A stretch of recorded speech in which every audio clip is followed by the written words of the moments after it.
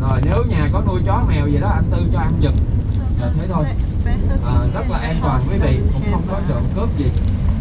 Và hình thành ra một cái nét đặc trưng văn hóa nữa, quý vị có để ý không ạ? Người dân miền Tây Nam Bộ rất thích đeo vàng.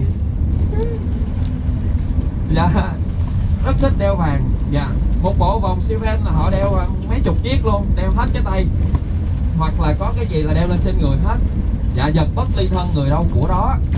Dạ, nhà thì đơn sơ, cho nên là không có chỗ giấu. Đi đâu thì cũng phải là tài sản ở bên cạnh mình. Và làm giờ dành dụm bao nhiêu là chắc chiêu mua vàng bấy nhiêu để phòng thân, để làm của.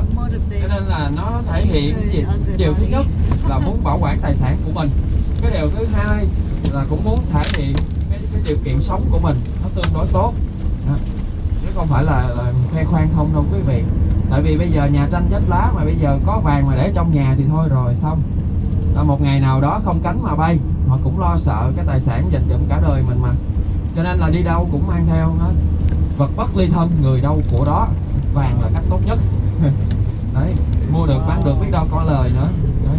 Cho nên là hình thành nên cái nét văn hóa là người dân miền Tây Nam Bộ thích đeo vàng là như vậy. Do cái hoàn cảnh sống, cái môi trường sống, cái điều kiện sống. Rồi cái cây đước ngoài cái việc để làm nhà ra thì họ còn khai thác nó để làm than quý vị. Than đước họ đem lên họ đốt, sau đó làm than. Trước đây than đước cũng là một trong những cái loại than mà được ứng dụng rất là nhiều trong đời sống hàng ngày.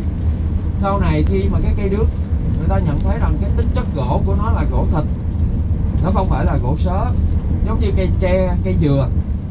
Và những cái cây đước sinh sống trong cái môi trường bùn xìn và ngập nước thì gỗ nó rất là chắc. Cho nên mình sử dụng lâu ngày á, mình làm cái đũa ăn mà mình có rửa nước đi nữa thì nó không bị ảnh hưởng đến cái thân gỗ của cái cây đước. Ví dụ như là những cái loại gỗ khác mà mình ăn hàng ngày, mình rửa, mình ngâm nước là nước sẽ rút vào bên trong gỗ, nó làm cho cái gỗ nó bị hư đi. Thì riêng cái gỗ, cái cây đước này tính chất của nó đã sống trong môi trường nước rồi, cho nên nó không còn phải sợ nước nữa, nước không có thấm vào bên trong. Nên là sử dụng gỗ đước rất là chắc. Đặc biệt thì gỗ cái đước, gỗ màu đen á, là cái rễ nó cắm dưới bùn, cho nên là cái nhựa nó bị nhiễm cái màu đen. Còn cái thân gỗ bên trên nó sẽ có cái màu đỏ hoặc cái màu trắng. Đấy. Thì lúc nào quý vị mua mà cái gỗ nó có cái màu đen á thì giá nó cũng sẽ cao hơn cái gỗ có màu trắng. Nó là như vậy. Nhưng mà thường thì chúng ta sẽ thích gỗ màu trắng hơn, tại vì nhìn nó sang và nhìn nó sạch sẽ hơn là cái gỗ màu đen. Nhưng mà tốt nhất là gỗ màu đen. Nó ngộ vậy đó. Dạ. Và ngoài cái cây đước ra thì một đâu đó một cái vùng ngập trũng ở khu vực này còn có cái cây bần quý vị. Cái cây bần còn gọi là cây thủy liễu, tại vì khoảng thế kỷ thứ 18, tức là phải năm 1771 đó, thì lúc bấy giờ là 20 năm buôn tẩu của vua Gia Long Nguyễn Ánh, là một trong những vị vua của triều đại nhà Nguyễn. Thì ông về cái vùng đất phía Nam này khi mà giao tranh với Tây Sơn, thì đôi lúc trong cái biến loạn ông chạy.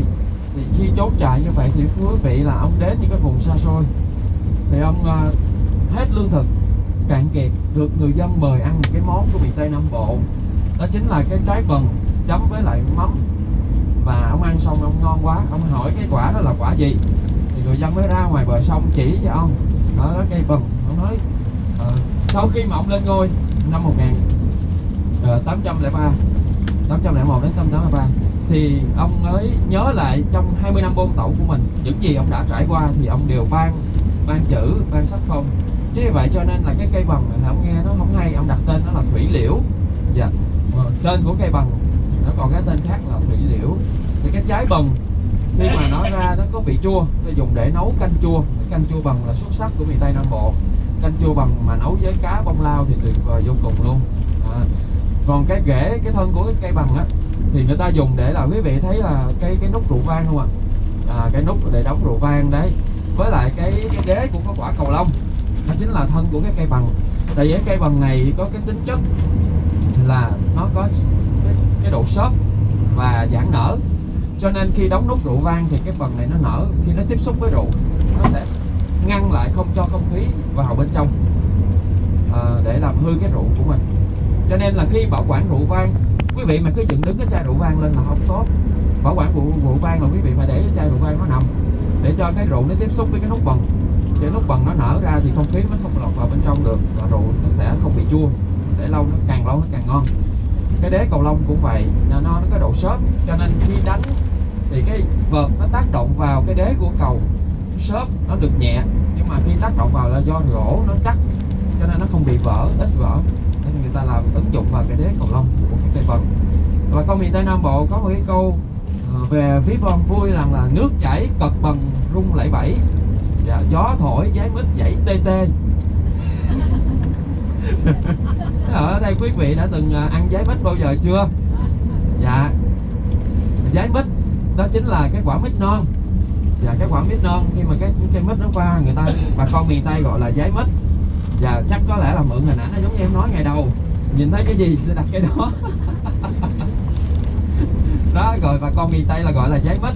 Thì cái quả mít non này hái vô là chấm muối ớt ăn là tuyệt vời đó, nó chát. Rồi cái rễ của cái cây bần á thì nó đâm lên trên mặt nước để nó thở, và cây nước thì nó cong xuống, cây bần thì đâm lên, nó chỉ lên. Không biết là quý vị có thể ý là trưa hôm qua ăn ở cái nhà hàng Thuyền Trăng, nhìn qua bên kia sông đó, đó là cây bần đó quý vị. Đấy, thì khi mà nước nó chảy, cái dòng nước nó chảy thì cái rễ của cây bần nó rung như nè. Đó, cho nên mới có cái câu là nước chảy cật bần rung lẫy bẫy. Gió thổi giấy mít nó cũng đu đưa đó, gió thổi giấy mít chảy tê tê, đó là cái câu của bà con miền Tây thì nó vui là như thế. Dạ, toàn bộ khu vực của rừng quốc gia đất mũi Cà Mau nó có diện tích là hơn 41.000 hecta, rất rộng lớn đúng không quý vị. Và vùng lõi của rừng quốc gia đất mũi là hơn 15.000 và vùng đệm là 26.000, hơn 26.000 hecta. Và toàn bộ khu vực này là mắm, nước, bần, thú, vẹt và tràm. Như vậy thì đây là một trong cái môi trường sinh sống tự nhiên thuận lợi. Đây là một trong những cái khu Ramsar thứ 2088 trên thế giới và khu dự trữ sinh quyển được UNESCO công nhận. Đây là khu vực của rừng ngập mặn, khu dự trữ sinh quyển được công nhận thứ 5 của Việt Nam. Dạ. Như vậy cho nên rằng trong đây có hệ thống động thực vật phong phú. Nó chia làm những cái vùng, ví dụ như là vùng bãi bồi. Vùng bãi bồi bao gồm là những cái khu vực mà mắm, rồi chính vì phù sa của dòng sông nó bồi đắp. Ở đây nước thì có gồm có nước mặn, có nước lợ, có đấy. Chính vì vậy cho nên rằng trong cái phù sa nó sẽ có những cái chất phù du là cái nguồn thức ăn, dồi dào. Dạ. Cho những cái con, ví dụ như là con thòi lòi, con cua, con tôm và một số loài khác, ví dụ như là cái con hào. Thì bao giờ chúng ta về đây chúng ta thấy nước nó đục đục. Dạ. Cái môi trường sống thứ nhất là nhờ vào cái hệ thống những cái rễ của những cái cây nước, rồi đất là bãi bồi phù sa, con cua nó dễ, con cá thòi lòi nó dễ làm đào hang sinh sống. Rồi trong cái nước có nhiều chất phù du là cái nguồn thức ăn, là môi trường sống cực kỳ thuận lợi cho cái con thòi lòi và cái con cua. Như vậy cho nên là cua Cà Mau là đặc sản. Tại vì con cua ở đây nó có cái nguồn thức ăn tự nhiên, có môi trường sống tự nhiên, thịt ngọt, chắc, to. Đấy. Như vậy cho nên rằng nó trở thành một cái giá trị thương phẩm, một cái đặc sản riêng của vùng đất Cà Mau này mà không nơi nào có được như vậy. Nhờ vào cái điều kiện thiên nhiên nó quá tốt đi. Cua ở đây thịt ngon, rồi gạch lại là béo. Chính vì vậy cho nên rằng là quý vị đi đâu ra tới miền Bắc thì chúng ta cũng thấy là thương hiệu cua Cà Mau. Cua thì ở đâu cũng có, nhưng mà cua Cà Mau là ngon nhất và nổi tiếng nhất của Việt Nam này. Bên cạnh đó còn có con cá thòi lòi. Cá thòi lòi là một trong những cái loài lưỡng cư sinh sống cả dưới nước và cả trên bờ. Tại vì nó có 4 cái chân, nó có thể đi được và nó cũng có thể thở dưới nước, và cũng lên môi trường cạn nó cũng có thở được. Thì nó chủ yếu là nó ăn những cái con cá con, những cái con trùng với con thiên địch mà nó sinh sống trong những cái rừng nước như thế này, đào hang, những cái cây máu. Thì cho nên là cái con cá thòi lòi ở đây nó to, cái môi trường đây là môi trường nước mặn, cho nên là cái môi trường một cái giống của thòi lòi đó, nó bự. Còn thòi lòi ở nước ngọt, quý vị thấy ở khu vực Bến Tre hoặc bến sông, cá thòi lòi nó bự nhất là bằng ngón chân cái thôi, nhưng con cá thòi lòi ở đây bự bằng cổ tay. Và cá thòi lòi nước mặn, và môi trường sống tốt, nguồn thức ăn dồi dào, cho nên rất là to, thịt nó rất là ngọt và ăn nó thơm và ngọt hơn thịt gà nữa quý vị. Nó cũng trở thành một trong những món ăn đặc trưng nữa thôi. Với cái môi trường sống như thế này thì là nơi mà cái con ốc nó có thể bám vào, nơi mà có nguồn thức ăn cho con ốc. Thế vậy vậy cho nên rằng là nơi đây thì ốc cũng là được xem như là rất là ngon. Và con vòm đó cũng là một trong những cái nơi mà được xem như là đặc sản. Rồi trong rừng thì có một số loại rau rừng, quả rừng, có rượu trái giác giống như chia sẻ với tất cả quý vị. Đến khu vực tí xíu nữa cả nhà chúng ta sẽ dừng chân, rồi quý vị chúng ta sẽ xuống một cái cano. Cano sẽ chở quý vị vào sâu trong rừng ấp Mũi Cà Mau để chúng ta ngày hôm nay để phát triển du lịch thì ở địa phương người ta bắt đầu là đưa cái quá trình phát triển về du lịch cộng đồng. Họ cho xây dựng những cái con đường đi ở trong rừng để quý vị chúng ta vào trong đó có thể hòa mình với thiên nhiên, có thể hít thở cái bầu không khí trong lành, và chúng ta có thể chụp ảnh với những cây đước ở đây. Lâu lâu chúng ta sẽ bắt gặp những loài chim cò đấy. Mới vừa đi qua quý vị để ý là có những cái con cò trắng nó đậu ở những cái bờ ao để nó kiếm mồi, để kiếm ăn những cái con cá con quý vị. Thì lâu lâu ở đây chúng ta cũng sẽ bắt gặp quý vị ha. Rồi sau đó là cano sẽ đưa tất cả quý vị ra một cái bãi bồi, cái bãi bồi quanh biển. Ở trên cano nó có một cái căn nhà nghỉ, một cái gác nghỉ ở ngoài bãi bồi. Đấy, quý vị cũng có thể lên trên cái căn gác đó để hóng gió biển và cũng có thể chụp cho mình những bức ảnh với bãi bồi vùng đất Mũi Cà Mau. Sau đó là sẽ vào bên trong khu vực công viên văn hóa đất Mũi. Dạ, tại đây có biểu tượng con cua rất là bự chà bá lửa, ở miền Tây gọi là bự chà bá lửa luôn. Mình có thể chụp hình ở đây. Và ở đây cũng có cột cờ Hà Nội. Dạ. Ở Hà Nội có một cái cột cờ phía trước cổng thành Thăng Long. Và ý muốn nói rằng là Bắc Nam xung hợp, lãnh thổ nó trải dài, cho nên cũng có cái cột cờ Hà Nội tại khu vực đất Mũi Cà Mau. Và có cột mốc tọa độ GPS cực Nam của Tổ quốc. Và Việt Nam thì có 4 cực Đông Tây Nam Bắc. Và còn cái cực thứ 5 đó chính là cực khổ rồi. Để đi hết 4 cái cực này đúng là cực khổ luôn quý vị thấy đúng không ạ? Dạ. Về đến đây rồi thì quý vị thấy là tại vì ở đây sông rất là nhiều, sông là cầu cống rất là nhiều. Hồi sáng giờ quý vị cứ lên xuống. Tại vì cái mặt đường họ xây dựng như thế này, xong rồi cầu thì họ bắt đầu họ xây dựng có những cái mô cầu nó phải cao lên, có những cái gờ mà xe chúng ta qua thì bắt đầu nó lên xuống nó nhảy vào bên là ăn canh cua với thịt sóc. Dạ, lên xuống cua qua cua lại, lên xuống ăn sóc, sóc lên sóc xuống quý vị được mát salmon miễn phí từ sáng giờ. Dạ. Và do cái điều kiện quý vị thấy là sông nước cho nên là đôi lúc phải có cái cầu lớn để ghe thuyền nó qua. Cái khu vực này thì phải có cầu cống để cho nước nó không nó qua lại, cho nên chúng ta lên xuống. Và hiện tại là trên con đường này quý vị đang đi là được nâng cao hơn khoảng 1 mét rồi đó quý vị. Tại vì vào những năm trước khoảng 26, 27 con đường bắt đầu hình thành, nhưng mà khi mà thủy triều nó lên, quý vị có nghe một thông tin trái đất nóng dần lên mà nước biển đang tăng luôn ạ. Như vậy cho nên là thủy triều hàng năm nó làm ngập cái con đường này luôn. Vừa qua thì tại thành phố tỉnh Cà Mau người ta đã quy hoạch và nâng cái mặt đường này cao lên khoảng 1 mét để đảm bảo rằng là cái thủy triều hàng ngày hàng năm nó không ảnh hưởng nữa, để tạo con đường thông thoáng đưa khách du lịch về đến tận cực Nam của Tổ quốc. Và chúng ta có cực Đông là tại cái khu vực của Phú Yên, ở Mũi Điện Phú Yên, cực Đông. Có cực Tây ở A Ba Chải Mường Nhé, là nơi đó là nơi giáp ranh của ba nước là Việt Nam, Trung Quốc và Lào. Chúng ta đi cái hướng về Điện Biên qua Mường Nhé, Điện Biên, rồi sau đó là tới đồn biên phòng A Ba Chải. Chúng ta lội bộ thêm 3 cây số đường rừng nữa thì mới tới cực Tây. Và cực Bắc là cột cờ Lục Cú ở Đồng Văn, Hà Giang. Và như vậy thì cực Nam là sẽ trên hành trình mà đoàn chúng ta đến đây là 4 cái cực điểm thiêng liêng của Tổ quốc. Và Đông Tây Nam Bắc quý vị. Để không biết là quý vị chúng ta đã đặt mục tiêu, có thành viên là đặt mục tiêu du lịch 63 tỉnh thành, có thành viên đặt mục tiêu là sẽ du lịch từ Bắc Trung Nam, có thành viên sẽ đặt mục tiêu là sẽ đi du lịch hết các cái đảo của Việt Nam, cũng sẽ có thành viên đặt mục tiêu du lịch sẽ đặt chân đến hết 4 cái cực Đông Tây Nam Bắc của Việt Nam. Để không biết là quý vị đã đến được những cái địa phương nào rồi, đến được những cái cực nào của Việt Nam rồi quý vị? Dạ, đến được cái cực khổ rồi ạ. Cực đó nằm ở trung tâm đó. Dạ. Ai cũng qua cái cực đó hết á.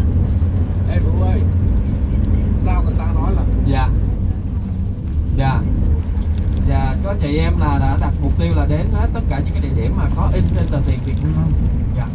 Con nghe chú. Tại sao mà ta nói là cực Tây á, là thành phố Nam Tây? Dạ. Ta nghe ta nói là cực Tây của Việt Nam là thành phố Nam Tây là bên Campuchia á. Dạ không phải ạ. Không phải hả? Dạ, Phnom Penh đó là của Campuchia rồi. Vậy đó hả?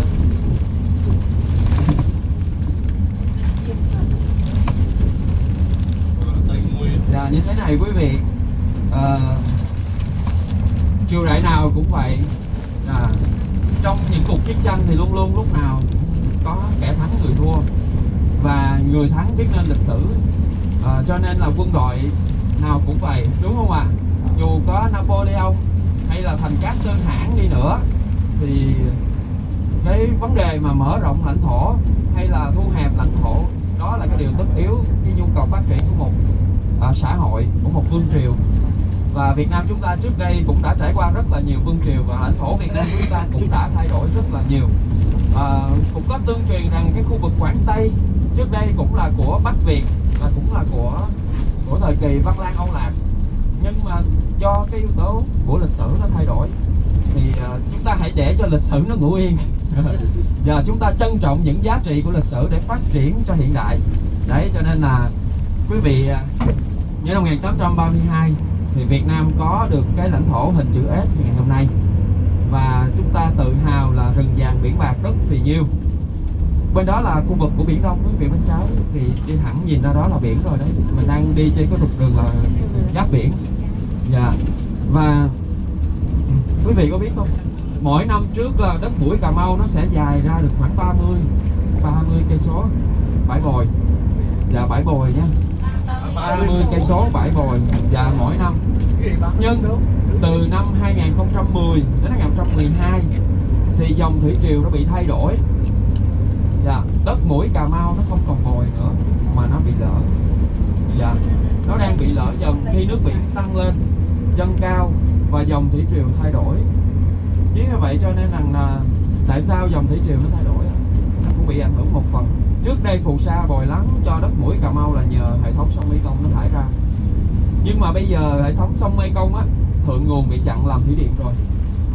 Dạ. Thủy điện ở khu vực của Tây Tạng, thủy điện ở Lào, thủy điện ở Thái Lan, dòng nước sông Mekong nó đã bị chặn. Cho nên là miền Tây bây giờ mùa lũ rất hiếm. Trước đây mùa lũ miền Tây dâng 2-3 mét. Bây giờ quý vị về miền Tây mùa lũ nó dâng chừng 1 mét thôi, là có lũ là đã mừng rồi. Mà không có lũ là thiên địch, là không có phù sa để phát triển nông nghiệp, không có nguồn thủy sản về. Và hàng năm quý vị có đọc báo, quý vị sẽ thấy rằng các tỉnh ven biển, ví dụ như Trà Vinh, Sóc Trăng, Bến Tre, Tiền Giang, cái hiện tượng xâm nhập mặn nó xâm nhập vào đất liền. Trước đây á, tới cái mùa thủy triều lên nước biển vào chừng 10 cây số thôi, nhưng mà bây giờ nước biển nó xâm mặn vào đến 30 cây số, 50 cây số, và những cái vườn sầu riêng khi mà bị có nước biển vào nhiễm mặn là nó chết hết. Cho nên là khu vực của Tiền Giang, Bến Tre huyện đâu có trồng được cái cây gì đâu khi mà cái thủy triều nó lên. Cho nên là những cái năm trước là nghệ sĩ rồi các mạnh thường quân mới về đến cái vùng Bình Đại, về cái vùng của Tiền Giang, rồi tặng cái máy lọc nước cho bà con, rồi xe chở nước ngọt về, tại vì nước biển nó xâm nhập do cái sông Mekong nó không còn cái lượng nước đổ ra nữa.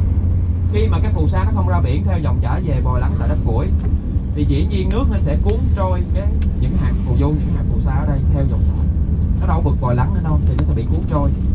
Cho nên là từ năm 2010 đến năm 2012 các nhà khoa học người ta nhìn thấy rằng đất mũi ngày càng bị sạt lở và bị cuốn trôi, thì họ đã cho xây dựng một cái hệ thống bờ kè ngay khu vực của đất mũi Cà Mau, với đắp cái bờ kè ly tâm, có nghĩa là khi sóng biển đánh vào đưa những cái hạt phù sa vào đến đó, những cái hạt phù sa nó sẽ bị tách rời ra, gọi là ly tâm, và họ cho trồng thêm cái hệ thống rừng mắm, rừng nước để giữ cái phù sa lại.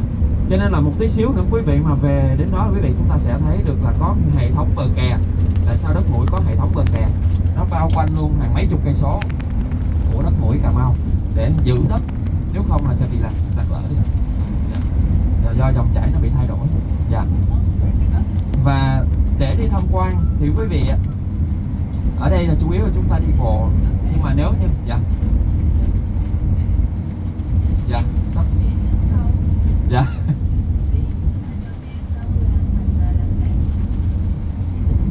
Dạ chắc khoảng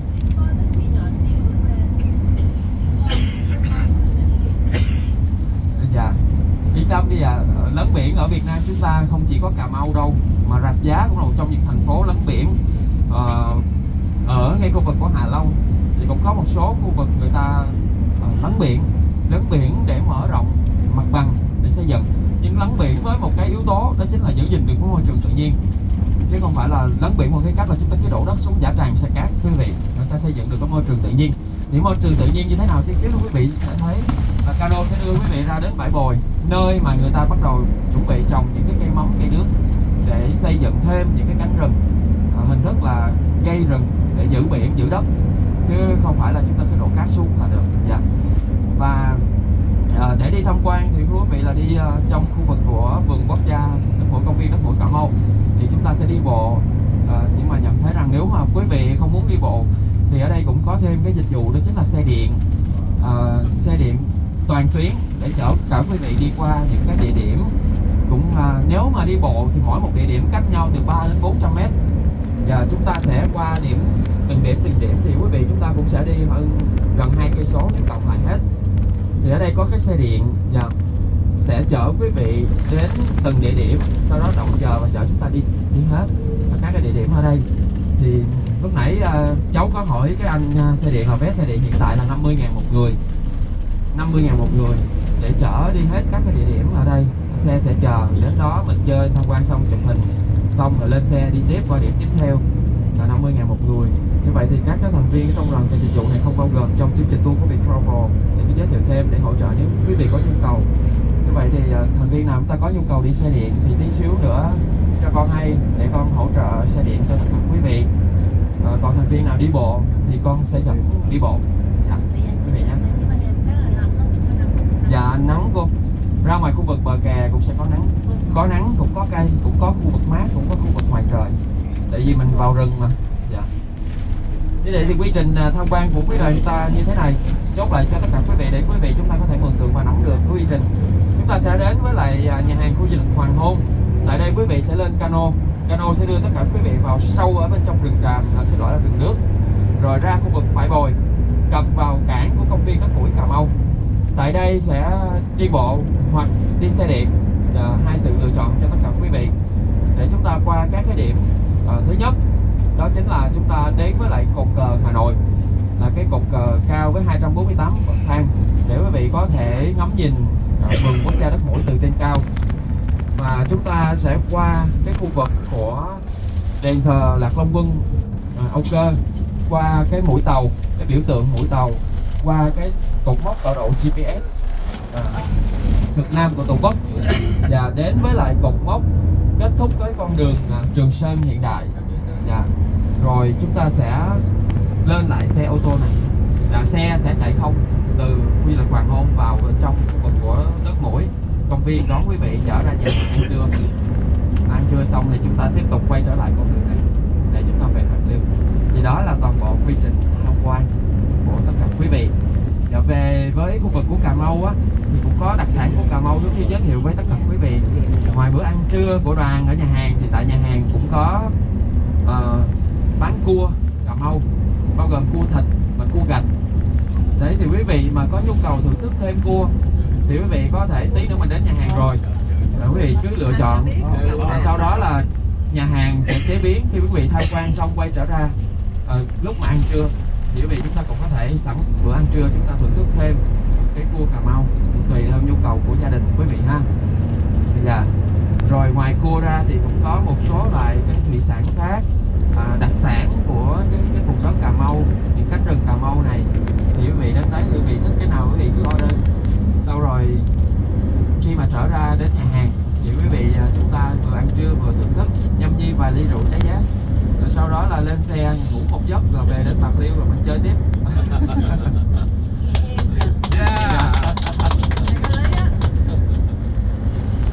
Nó nhẹ nhàng thôi. Dạ. Một tí xíu nữa đi tham quan thì quý vị đem theo mũ nón và áo khoác, tại vì có một số địa điểm ở bên ngoài nó sẽ không có cây, ví dụ như là cái con đường bờ kè, hoặc là ví dụ như là cái đền Lạc Long Quân và Âu Cơ. Đấy. Thì những cái công trình cột cờ Hà Nội, đền Lạc Long Quân và Âu Cơ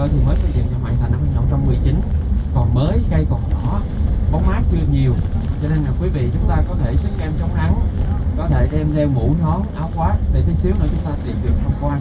Dạ. Và ở đây đó, có một số cái vườn chim nữa quý vị. Từ Nam Căn quý vị có thể đi vào những cái vườn chim, ví dụ như là vườn chim Tư Na là không có trong chương trình của mình, tại vì cái chương trình đó chúng ta đi là chèo xuồng vào rừng, cho nên là hiện tại thì chỉ đưa đến những cái điểm du lịch nào nổi trội thôi. Còn chương trình đó là chị em giới thiệu thêm để quý vị chúng ta biết rằng ở đây có những cái điều đặc biệt khác. Thì có những cái vườn chim, ở đây có vườn chim của ông Tư Na là vườn chim tư nhân. Và bác này thì bác trồng những cái cây rừng nước, bên trên là rừng, ở dưới là nuôi cá, nhưng mà tạo được cái môi trường sống tốt, có cái nguồn thức ăn đó, rất là nhiều chim cò đến, nó làm tổ mà trú ngụ, nó hình thành hẳn là một cái vườn chim luôn. Chỉ có vườn chim của ông Tư Na, thuyền đưa vô đó chèo xuồng ba lá đi ngắm chim cò và được khuyến mãi một cái mùi. Dạ, tại vì cái môi trường nước chim cò ở trên thì nó bao nhiêu thì nó xuống tại chỗ đó, nó đâu trôi đi đâu được đâu. Dạ. Nhưng mà vào đó mình ngắm được các loại chim cò, ví dụ như là vẹt, cò trắng, cò ma, điên điển, còng cọc.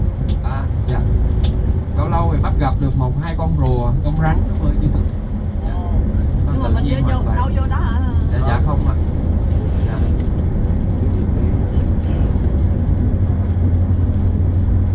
Dạ, cái gì cũng có cái riêng của nó. Dạ, vô sở thú thì có cái hay của sở thú, mà vô cái môi trường thiên nhiên thì nó có hay của môi trường thiên nhiên. Dạ. Sao ông là đưa vô cái tour của công ty travel đúng không?